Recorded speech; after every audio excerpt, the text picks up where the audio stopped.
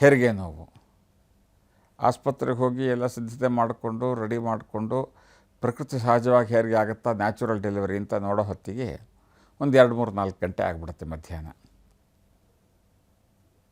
ಆ ಗ್ರಹಣ ಸಮಯದಲ್ಲಿ ಡೆಲಿವರಿ ಆಗಿಬಿಟ್ರೆ ಏನು, ಇದರಿಂದ ಏನು ತೊಂದರೆ ಇದೆಯಾ, ಮಗುವಿಗೆ ಏನಾದರೂ ತೊಂದರೆ ಇದೆಯಾ, ಮಗು ಏನಾದರೂ ಅನಿಷ್ಟವೇ, ತಂದೆ ತಾಯಿಗಳಿಗೆ ಏನಾದರೂ ತೊಂದರೆ ಇದೆಯಾ, ಕುಟುಂಬಕ್ಕೆ ಏನಾದರೂ ತೊಂದರೆ ಇದೆ ಇತ್ಯಾದಿ ಭಯವನ್ನು ಜನ ಇಟ್ಕೊಂಡಿದ್ದಾರೆ.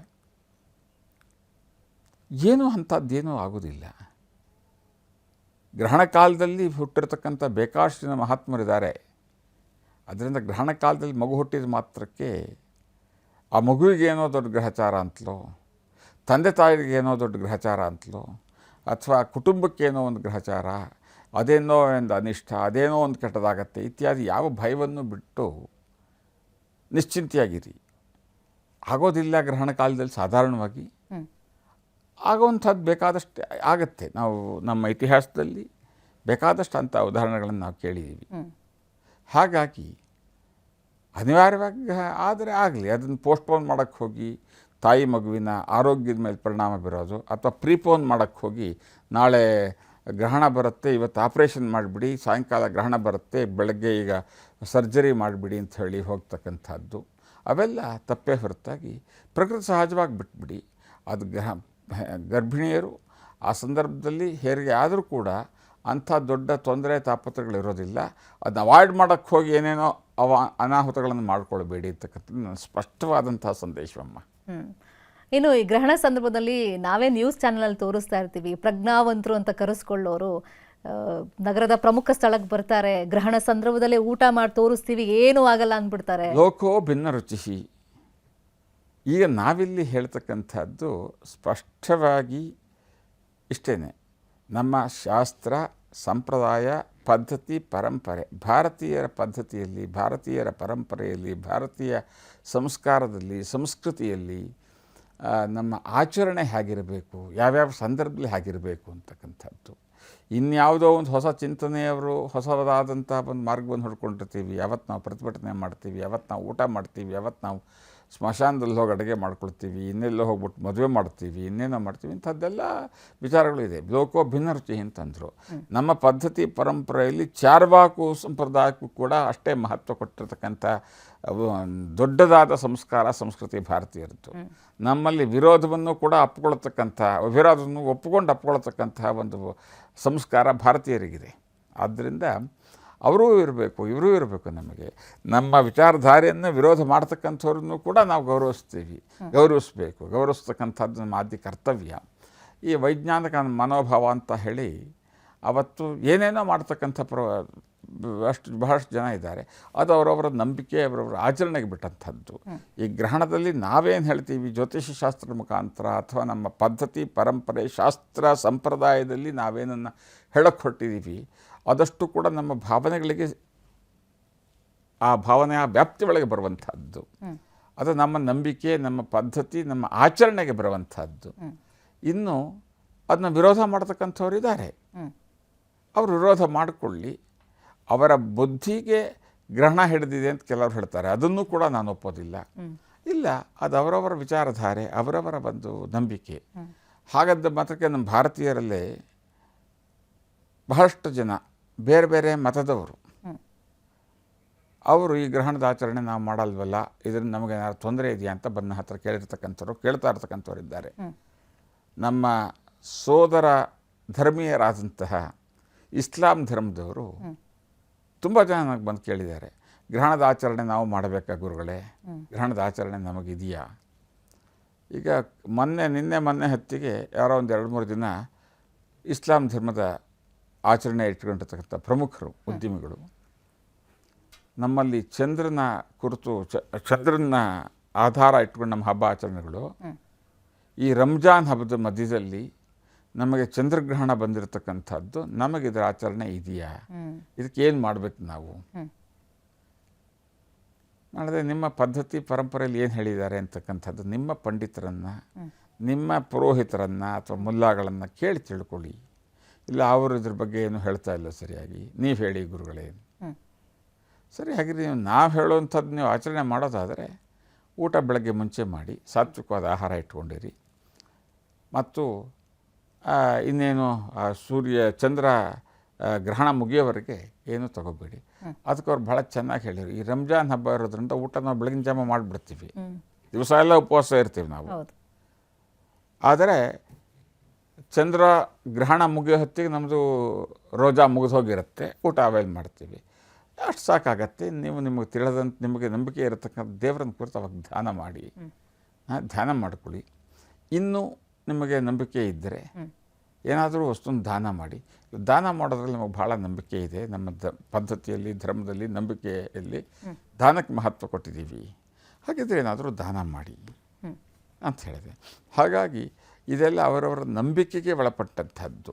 ನಾವಿಲ್ಲಿ ಹೇಳ್ತಕ್ಕಂಥದ್ದು ಏನಿದ್ರೂ ಕೂಡ ಈ ಒಂದು ಪದ್ಧತಿಯನ್ನು, ಈ ಒಂದು ಪರಂಪರೆಯನ್ನು ನಂಬಿಕೊಂಡು ಆ ನಂಬಿಕೆಯ ಮೇಲೆ ಒಂದು ಗೌರವವನ್ನು ಇಟ್ಟಿರ್ತಕ್ಕಂಥವ್ರಿಗೆ ಮಾತ್ರವೇ ಹೊರತಾಗಿ ಸೈಂಟಿಫಿಕ್ ಟೆಂಪರ್ಮೆಂಟ್ ಅಂತನ್ನೋ ಹೆಸರಿನಲ್ಲಿ ಕೆಲವಷ್ಟು ಇವರೇನು ಮೌಢ್ಯ ವಿರೋಧಿ ಆಚರಣೆ ಅಂತ ಅನ್ನೋ ಹೆಸರಿನಲ್ಲಿ ಏನೇನೋ ಮಾಡೋದಕ್ಕೆ ಹೋಗ್ತಾರೆ. ಕೆಲವರು ಗ್ರಹಣ ಕಾಲದಲ್ಲಿ ಮದುವೆ ಮಾಡಬೇಕು ಅಂಥೇಳಿ ಮದುವೆ ಇಟ್ಕೊಂಡಿದ್ದಾರೆ, ಗ್ರಹಣ ಕಾಲದಲ್ಲೇ ಮದುವೆ ಆಗಬೇಕು, ಏನಾಗತ್ತೆ ನೋಡೋಣ ಅಂತಕ್ಕಂಥವ್ರು.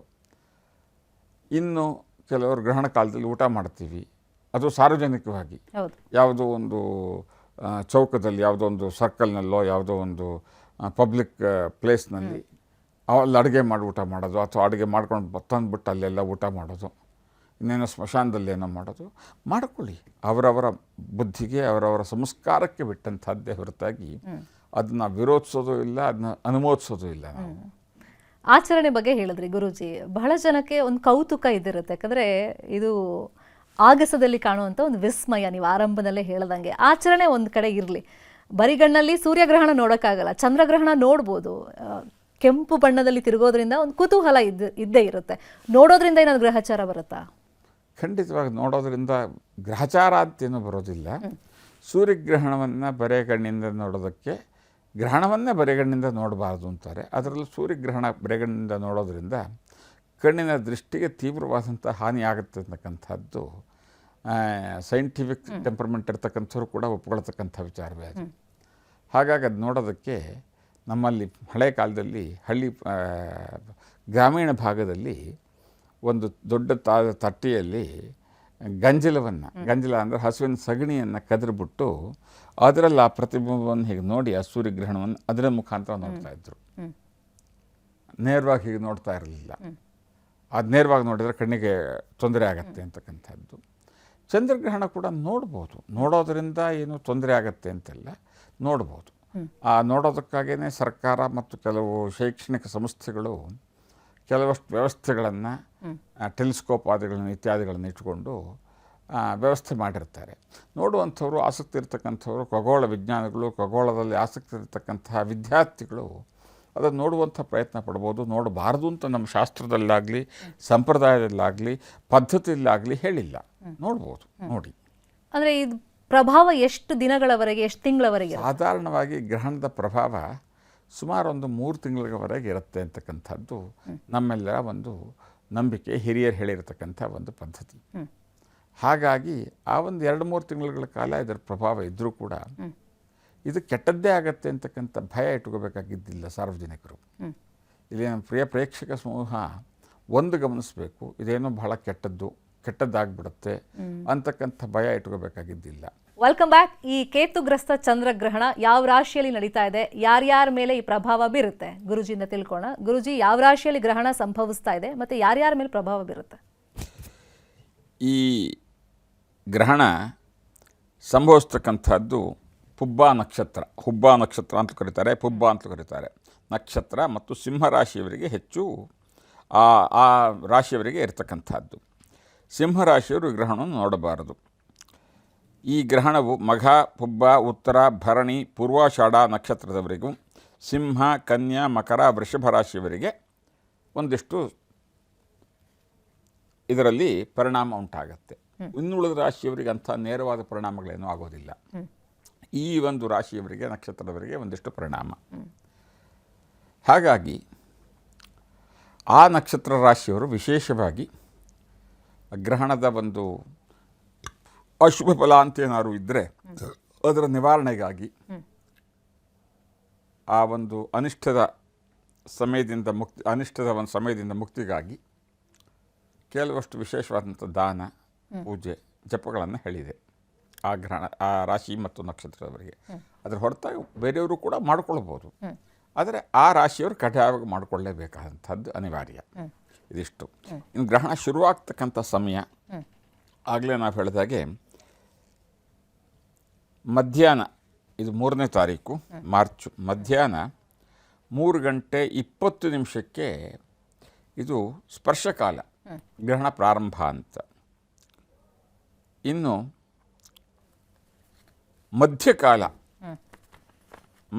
ಸಾಯಂಕಾಲ 5:04 ಮೋಕ್ಷಕಾಲ 6:47 ಮೋಕ್ಷಕಾಲ.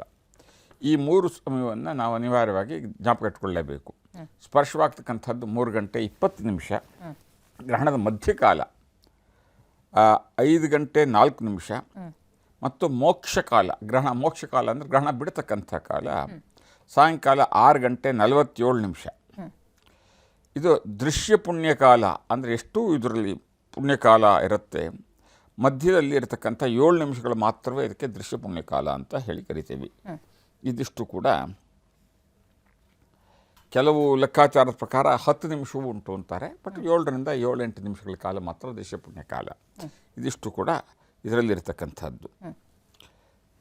ಈ ರಾಶಿ ನಕ್ಷತ್ರದವರು ನಾನು ಯಾರ್ಯಾರಿಗೆ ಹೇಳಿದೆ, ಆ ರಾಶಿ ನಕ್ಷತ್ರದವರು ವಿಶೇಷವಾಗಿ ಏನಾದರೂ ಒಂದು ಬೆಳ್ಳಿದು ಸಣ್ಣದು ಅವ್ರ ಕೈಲಾದಂಥದ್ದು ಮತ್ತು ಸ್ವಲ್ಪ ಅಕ್ಕಿ, ಸ್ವಲ್ಪ ಹುರುಳಿಯನ್ನು ಮತ್ತು ಒಂದು ಬಿಳೆ ಬಟ್ಟೆ, ಇದಿಷ್ಟನ್ನು ದಾನ ಮಾಡ್ತಕ್ಕಂಥದ್ದು.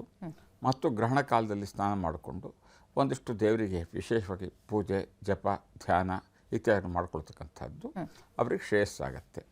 ಅನಿವಾರ್ಯವಾಗಿ ಕಚೇರಿನಲ್ಲಿರಬೇಕು, ಆಫೀಸ್ನಲ್ಲಿರಬೇಕು, ಅಥವಾ ಇನ್ನೇನೋ ಅನಿವಾರ್ಯ ಅವರಿಗೆ ಅಲ್ಲಿರೋದಕ್ಕಾಗೋದಿಲ್ಲ ಅಂಥವರು ಉಪವಾಸ ಇದ್ದು ಮನೆಗೆ ಬಂದು ಸ್ನಾನ ಮಾಡಿ ಅನಂತರ ಕೂಡ ಈ ದಾನವನ್ನು ಕೊಟ್ಟು, ಅನಿವಾರ್ಯ ಬೇರೆ ಮಾರ್ಗ ಇರೋದಿಲ್ಲ, ಎಲ್ಲ ಪ್ರಯಾಣ ಮಾಡ್ತಾ ಇರ್ತಾರೆ, ವಿಮಾನದಲ್ಲೆಲ್ಲೋ ಇರ್ತಾರೆ, ಇನ್ನೆಲ್ಲಿಂದಲೋ ಬರುತ್ತಾರೆ, ಇತ್ಯಾದಿ ಅನಿವಾರ್ಯ ಕಾರಣ ಅಂತ ಹೇಳ್ತೀವಿ. ಅನಿವಾರ್ಯ ಅಂತಂದಾಗ ಅನ್ಲಿಮಿಟೆಡ್, ಅದು ಎಷ್ಟು ಹೊತ್ತು ಬೇಕಾದ್ರೂ ಯಾವ ಸಂದರ್ಭದಲ್ಲಾರೋ ಆಗ್ಬೋದು, ಅನಿವಾರ್ಯ.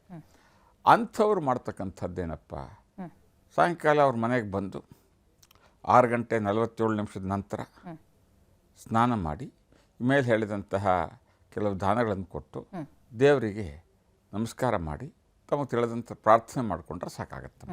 ಇದಿಷ್ಟು ಕೂಡ ಅನಿವಾರ್ಯವಾಗಿ ಮಾಡಲೇಬೇಕಾದಂಥದ್ದು. ನೀವು ಹೇಳ್ದಂಗೆ ಕೆಲವರು ಆಫೀಸಲ್ಲಿ ಇರ್ತಾರೆ ಆ ಟೈಮ್ನಲ್ಲಿ, ಈ ರೀತಿ ಎಕ್ಸಾಕ್ಟ್ಲಿ ಸಿಂಹರಾಶಿ ಹುಬ್ಬ ನಕ್ಷತ್ರದಲ್ಲೇ ಅದು ಗ್ರಹಣ ಸಂಭವಿಸ್ತಿರೋದ್ರಿಂದ ಅದೇ ರಾಶಿ ನಕ್ಷತ್ರದವರು ಫಾರ್ ಎಕ್ಸಾಂಪಲ್ ಆಫೀಸಲ್ಲಿ ಇದ್ರು ಅಂದ್ರೂ ಬೆಳಿಗ್ಗೆ ದೇವಸ್ಥಾನಗಳಲ್ಲಿ ಒಂದು ವಿಶೇಷ ಪೂಜೆ ಮಾಡಿಸಿದ್ರೆ ಏನಾದರೂ ಪರಿಹಾರ? ಬೆಳಗ್ಗೆ ಪೂಜೆ ಮಾಡಿಸುವಂಥದ್ದಲ್ಲ, ಗ್ರಹಣ ಕಾಲದಲ್ಲಿ ಮಾಡುವಂಥದ್ದು. ಆಮೇಲೆ ಅದಕ್ಕೆ ವಿಶೇಷ ಪೂಜೆ, ಗ್ರಹಣ ಶಾಂತಿ ಅಂತೆಲ್ಲ ದೇವಸ್ಥಾನಗಳಲ್ಲಿ, ಈಗಂತೂ ಪಟ್ಟಣ ಪ್ರದೇಶಗಳಲ್ಲಿ ಎಲ್ಲ ದೇವಸ್ಥಾನದವರು ಗ್ರಹಣ ಶಾಂತಿ ಮಾಡ್ತೀವಿ ಅಂತ ಬೋರ್ಡೇ ಹಾಕ್ಕೊಂಡಿರ್ತಾರೆ. ಎಲ್ಲರೂ ಇದನ್ನು ಕೊಟ್ಬಿಡಿ, ನಮ್ಮ ರಾಶಿ ನಕ್ಷತ್ರ ಗೋತ್ರಾದಿಗಳನ್ನು ಕೊಡಿ ಮಾಡ್ತೀವಿ ಅಂತ. ಅದೆಲ್ಲ ಸಾರ್ವಜನಿಕವಾಗಿ ನಡೀತಕ್ಕಂಥದ್ದು ಒಂದಾದರೆ, ಸಾರ್ವಜನಿಕರ ಅನುಕೂಲಕ್ಕಾಗಿ ಪಾಪ ಆ ದೇವಸ್ಥಾನದ ಆಡಳಿತ ಮಂಡಳಿಯೋ ಅರ್ಚಕ ವೃಂದವೋ ಆ ಜನಗಳಿಗೆ ಒಂದಷ್ಟು ಅನುಕೂಲ ಆಗಲಿ ಅಂತ ಮಾಡುವಂಥದ್ದು.